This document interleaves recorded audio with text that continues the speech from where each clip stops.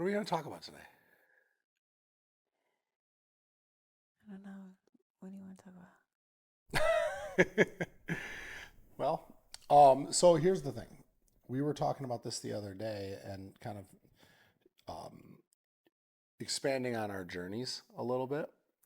We decided to call our entire, what do you want to call it, an enterprise legacy, right? From the wellness center and our peptide line and everything is legacy, and that's what we branded everything. And there's a reason for it. I think legacy is a pretty common thing to call something, but we have a deeper meaning Mm-hmm. behind it.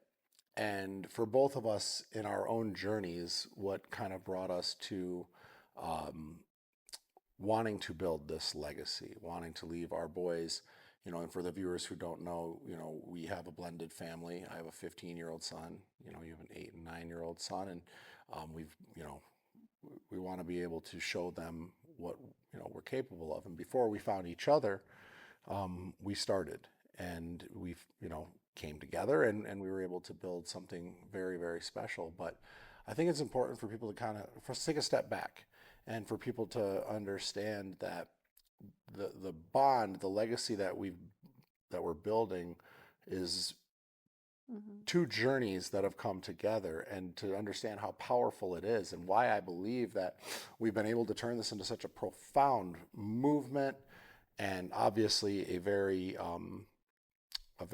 successful situation, for people to know that, like, this didn't just happen by chance. This was a lot of work. So um, if we want to take the viewers back to New York, what you did before you came out here, I think that's important. Mm-hmm. Yeah, so legacy isn't really what we're leaving behind, it's how we're living our lives today, right? The decisions we're making, the risks we're taking, on how our boys not only see what we've built, but they're witnessing how we're living our lives, and that's the legacy we're living. So, you want me to bring it back to New York. So, in 2020, when my mom passed away, I was faced with a decision. Um, how am I going to move on from this? This person was my everything. She was, my best friend, not only my mom. So I felt like, how am I going to ever get over this? Like, how am I going to, I can't carry this pain alone. And it was at that moment, it was a turning point for me in my life that I leaned into God. I leaned more into my faith. And I grew exponentially fast. Like, I just felt, God just giving me the strength to really get over, that pain and get through it. And He really carried me through. I look back now and I see on some of the decisions I've made, and I'm like, wow, like I couldn't have done it without God. In the moment I didn't realize it, but now it totally makes sense.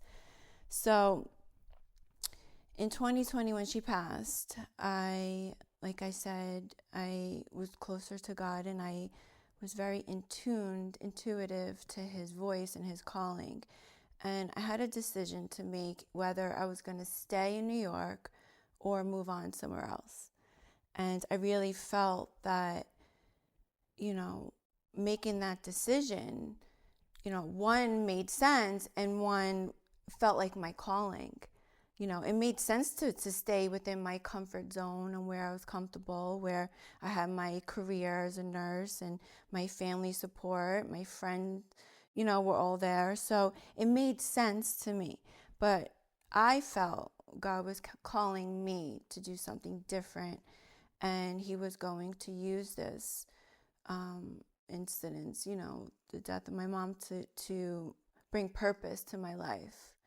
And I just trusted Him and made that decision and moved across the country with 2 kids with zero support. How long So did it take you to make that decision? it was almost like instant. It really was. It was almost like, it's like everything she taught me throughout my life that I resisted, it was like those seeds were being planted for that moment. Hmm. The seeds of faith, the seeds of confidence, the seeds of trust. Those seeds, and in that moment, they flourished. Whether consciously I knew or not, it just took over.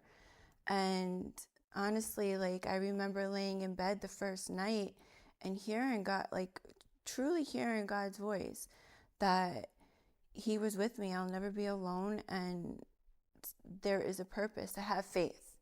That was the strongest thing that I felt, was just to have faith and hope that something was going to come from that.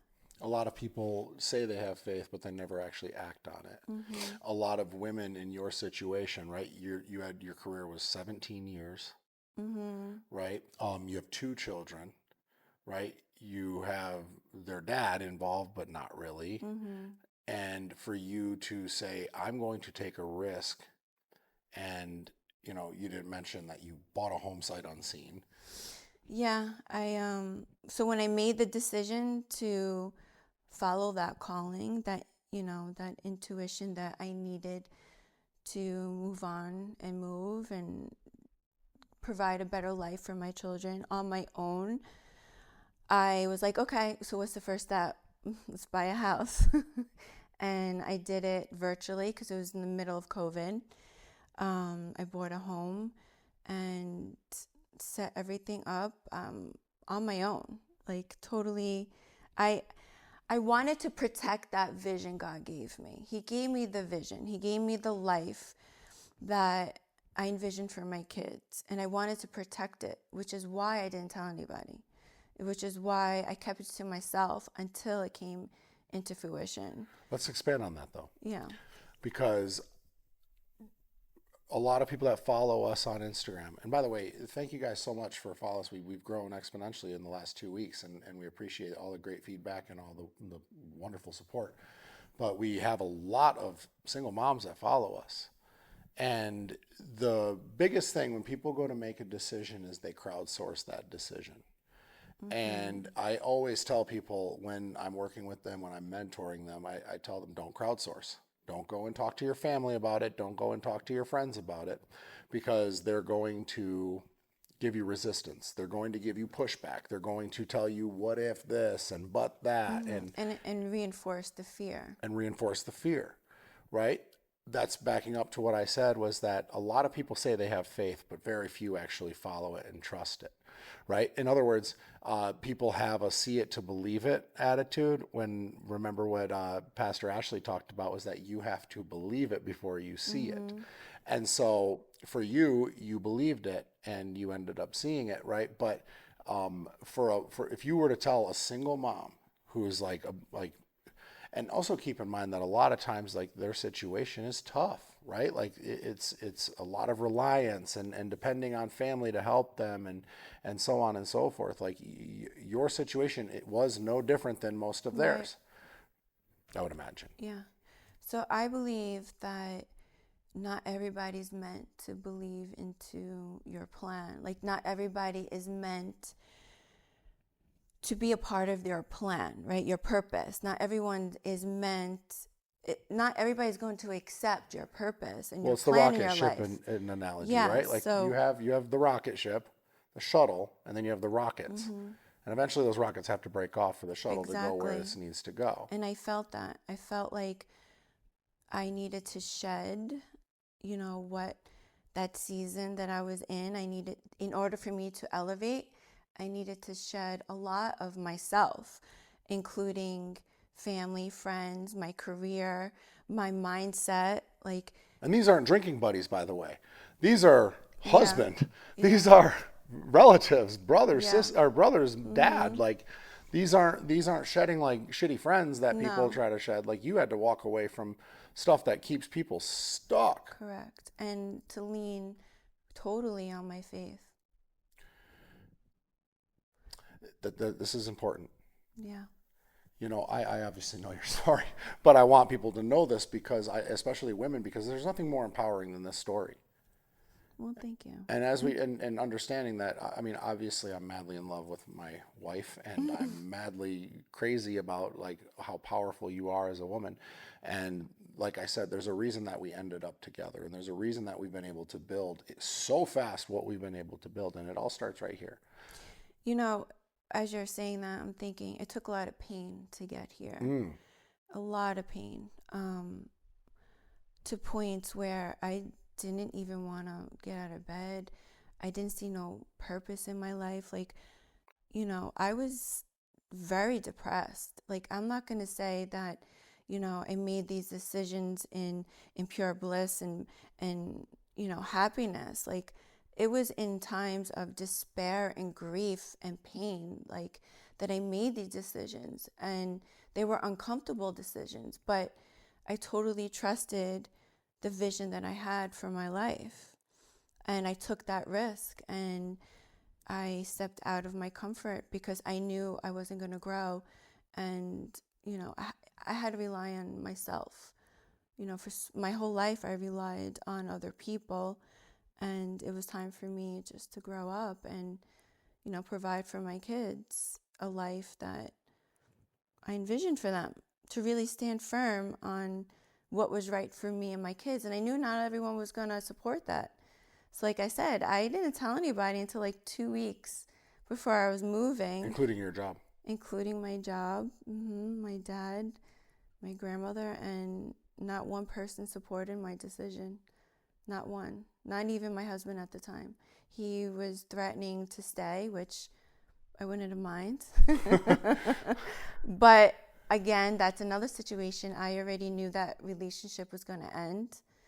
And I just needed to really trust God, and I did. And it just opened up so many doors that I'm so grateful for. If I didn't take that risk, if I was afraid and never moved, I would have never have been this, like, in this, where I am today would never have happened. And I am so happy. I'm my own business. Like, I'm my own entrepreneur. I don't answer to anybody. I have all the freedom in the world. My kids are thriving. I'm thriving. I have the love of my life, the marriage that I always wanted. This wouldn't have happened if I didn't make that one, step of faith to really just listen to God's voice. Yeah. You the funny thing is that you made the biggest decision and then made all the right decisions along the way. And when I walk people through these types of things in my business, I teach them the same exact moves. And I didn't even know you back then, but you did exactly it. Don't tell anybody. Never tell anybody what you're doing. Never tell anybody your moves. That's the dumbest idea. Never tell anybody your moves. You will get more energy sucked out of you and then you won't do it, right? Because you'll start listening. And even if you think you're gung-ho, you're going to listen, and then you're going to get fear, then you're going to get stuck again. And that's the biggest thing. The other thing too that I want to point out is that when you moved here, you didn't really have a plan. You didn't have a job lined up. You didn't have anything lined up. No, and some people might say that was idiotic and not logical to do, right? How are you going to financially support yourself? And your ex-husband didn't support anything. No. Right. So, I mean, like, well, and most people would be like, well, I want to make sure I have this lined up and this. And it's like, for you to have the life that you want, sometimes you got to act and then think. I mean, it is what it is. I mean, imperfect actions, burning the boats, whatever you want to call it. I find that most successful people that have the life that they want they didn't really necessarily plan heavy for it. It was just go. No, if you have a plan B, what motivation is that? I had no other option. I have no other choice but to succeed. I was laser focused on what I wanted, on growing my business and being an entrepreneur. Like, I had no plan B. I had no support. There was no other option. And that's what kept me motivated. So if you have a cushion, you have someone catching you every time you fall, how are you really going to be an independent, entrepreneur if someone's always picking up your slack? See, we'll Does that shift make it. sense? 100% does, and we'll shift it because it's the truth, right? We'll shift it my way right now, and that was exactly for me. Like I did have a plan B, right? And I made the decision to leave everything behind, right? Like I had a really good Mm-hmm. situation. There was no real reason for me to leave Grand Rapids other than probably old habits and old people. But when I made the decision to stay in California, I left a very good situation behind. I left a family business, a massive career, Mm-hmm. and walking away from that was hard, but I had to say goodbye to it. And just like you, it was a matter of decision making. It didn't take me long to make the decision. And for people to understand like why we came together, why we are such a match, and why we've been able to do this, it's we are decision makers.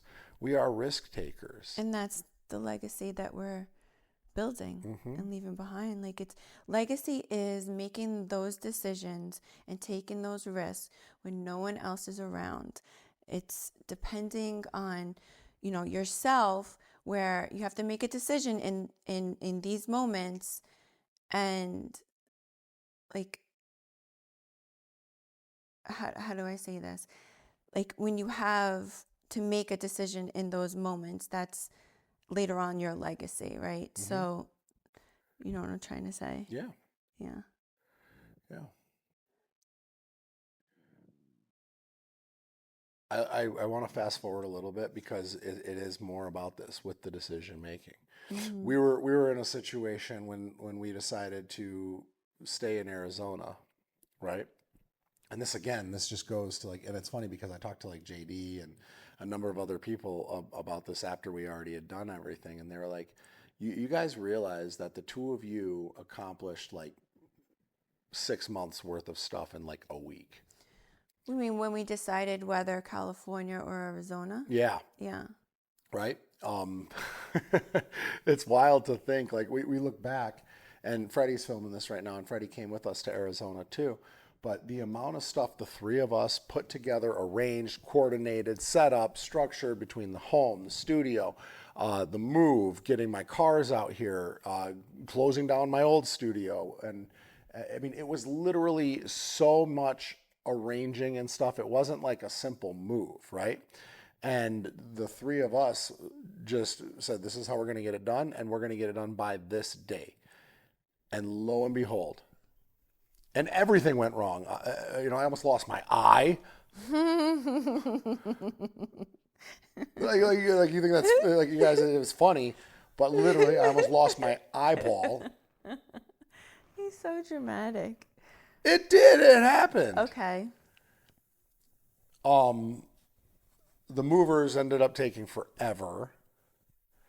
We had way more shit to pack than we ever would have imagined. It was a lot.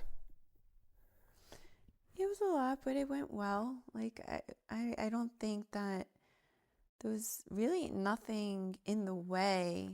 Nothing stood in the way. No. But that's because we didn't crowdsource. We made a Right, decision. exactly. We attacked it, but we didn't have anything planned. It was very stressful, but we managed it and we held it together fine. Mm-hmm. Like more than fine. And they say that for couples that you need to travel together, do a long road trip together, move together, like pretty much all the stressful situations. Yeah. And we did that in like 2 weeks. I know. With Traveled flying, long and passed with flying colors. and passed with Yeah. flying colors. Doesn't mean we didn't fight. No, but I feel like when something's meant for you, there really isn't anything. There's no resistance. It just flows. Mm-hmm. It get like, I believe God gives you a sense of peace when you make those decisions. Like you really need to listen to yourself. So if you're in a situation where you need to make a hard decision, like moving, or career, finances, relationships, peace should always lead the way. So wherever, like I've never felt this much alignment before in my life. Like I know where I'm in alignment and in God's will because everything is flowing so naturally and effortlessly with us. Like in everything we touch, I just feel it's flourishing. I've never had that before. So, and again, it all started with making decisions 5 years ago. Right. And it's all coming together now. Yeah. It takes time. It definitely does take time. And the thing is that I think, we touched on the no crowdsourcing, but let's talk about like the consistency and patience, because we are both entrepreneurs too. And when you came here, um, you didn't have a job. You didn't have experience as an entrepreneur at all. At least not that I'm aware of, right? No, I did not. And so, you know,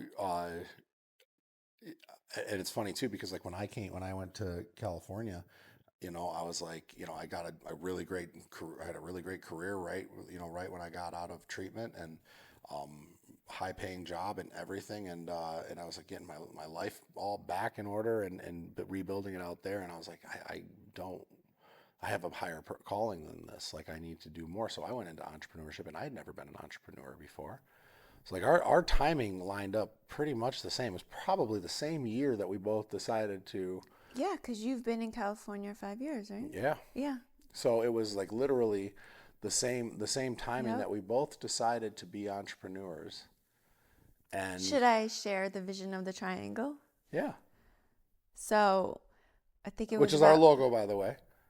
what, the triangle? Yeah. So 2 weeks before we met, I had a vision of a triangle. And I remember praying that morning, saying, God, like, because I gave up dating. I was totally just focused on, myself and my purpose and alignment and work and career and all that. And I said, God, you know what? I'm ready to date. I'm ready for my husband. Can you just send him to me? Because I'm not going on no dating sites. I'm not going out there. I'm not doing all that. Like, I just didn't have the energy to. So just bring him to me. And I remember the vision of a triangle where God was saying, your husband is exactly in alignment with you, and you're about to meet at the top because you're both focused on him. Like, we're both focused on God and our purpose in life, and we're eventually going to align that we're equally like in the same position in life. We're finally in the same position in life, basically, is what it meant. And yeah, and then when I met you, you're like, yeah, I have a triangle on my foot. And I'm like, that's so crazy, because I had And this that's vision. all it is just a bar, like a black line triangle. I was like, that's so crazy, because I like felt I was going to meet you before I even knew you existed. Like, I just knew it. Yeah. It's some things you can't explain in life. When you have that discernment and you are close to God and you have a relationship with God, there's some things that people will just think that you're crazy, but when God's talking to you, and you have a purpose, nobody can tell you otherwise. I just know in my heart what's right. And yeah. Interesting. There's been a lot of things that we've discovered along the way that kind of prove to that alignment.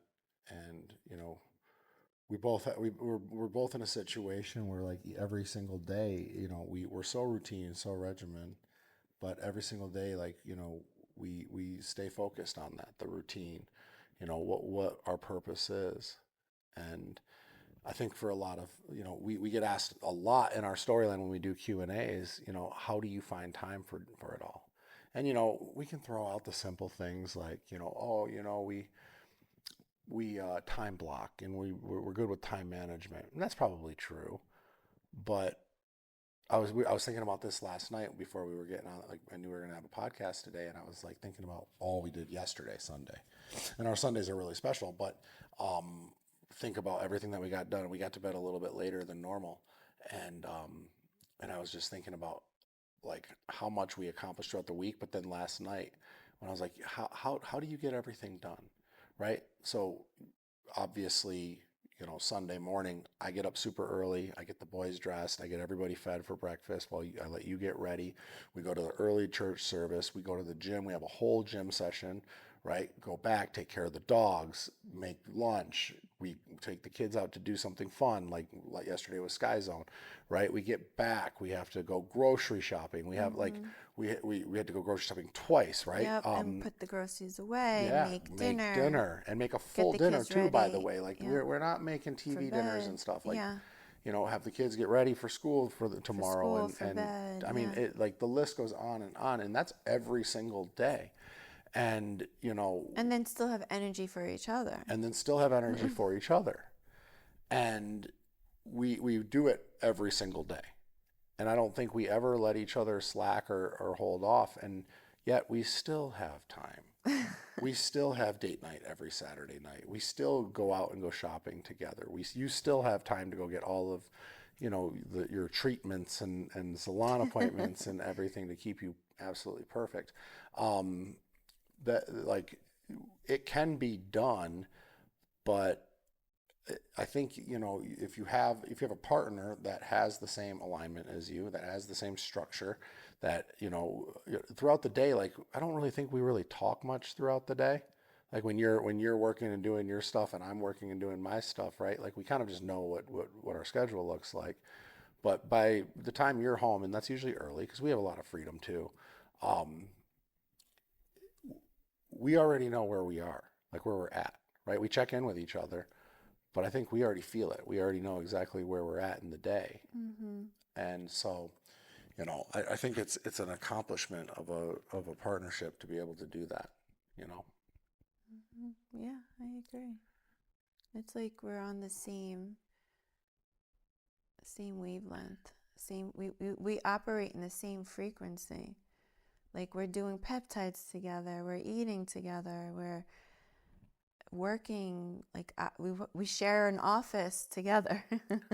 Like it's Yeah. just we're working alongside of each other, which makes it easy.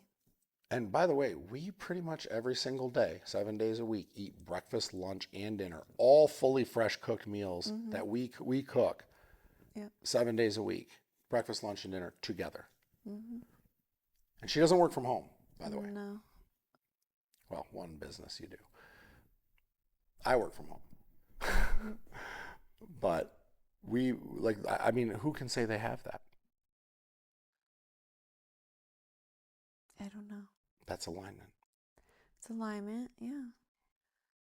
Yep. Which is why we're doing the Legacy podcast. It's the reward of all the risk and the decision making. Yes. So if you're listening to I think this, that's the whole point. yeah, Is taking risks, right? And listening to whatever dream and vision that's in your heart and your mind, to be protective of that until it's executed, right? And to not give up, to have hope. What else? I just think for anyone that's listening to this, that's feeling stuck, that feels like, if they see us as any sort of inspiration in this, and again, I'm basing this off of the conversations that people have with us and come to us with, understand that like this takes work. And this took, before we were together, before we even knew each other existed, it took years of decision making, executing, and discipline, and all of the things. It is the reward of the risk. So if you're listening to this and you're feeling stuck, understand the only way to get unstuck is to make the decision to be unstuck. And stay with that decision. Not to have regrets and go back because of fear of the unknown. Right? That's a lack of faith. You have to believe it before you see it. You need to have faith. That's what gives you hope to keep going. It gives you the strength. I love you, baby. I love you too. Guys, if you like what you heard, make sure you click subscribe. Make sure you comment and help us out in the with the likes and whatever else we need. We appreciate you listening to the Legacy Aligned podcast. We'll catch you next time. Yep.